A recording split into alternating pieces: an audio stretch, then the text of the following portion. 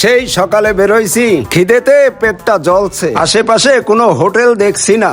এখানে খাবারের একটা সাইনবোর্ড দেখা যাচ্ছে, যাই যে দেখি ভাত পাওয়া যায় কিনা। এই কাকা দাঁড়ান দাঁড়ান দাঁড়ান, এই কই যাচ্ছেন আপনি? বাবা, আমার খুব খিদে লেগেছে। আশেপাশে তো কোনো হোটেল পাওয়া যাচ্ছে না। তোমাদের এখানে কি ভাত পাওয়া যাবে না?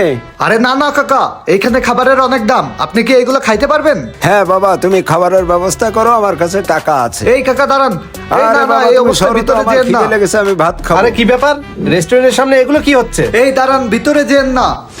হে দাঁড়ান, হে আপনারা থামতে বলছে, আপনি থামছেন না কেন? স্যার মাইন্ড করবে তো।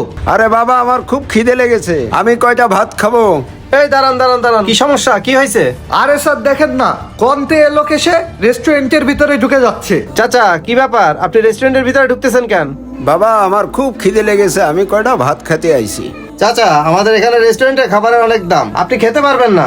বাবা, আমার কাছে টাকা আছে, আমি টাকা দিয়েই খাবো। না না চাচা, এসব ড্রেস পরে আমাদের রেস্টুরেন্ট আপনাকে খেতে দেবো না।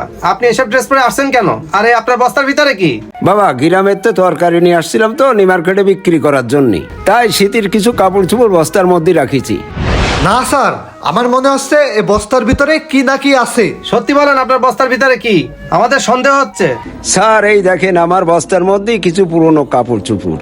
আরে এই লোক পাগল নাকি? এই দাঁড়ান দাঁড়ান, কার সামনে কি বের করতেছে? এ পাগল নাকি আপনি?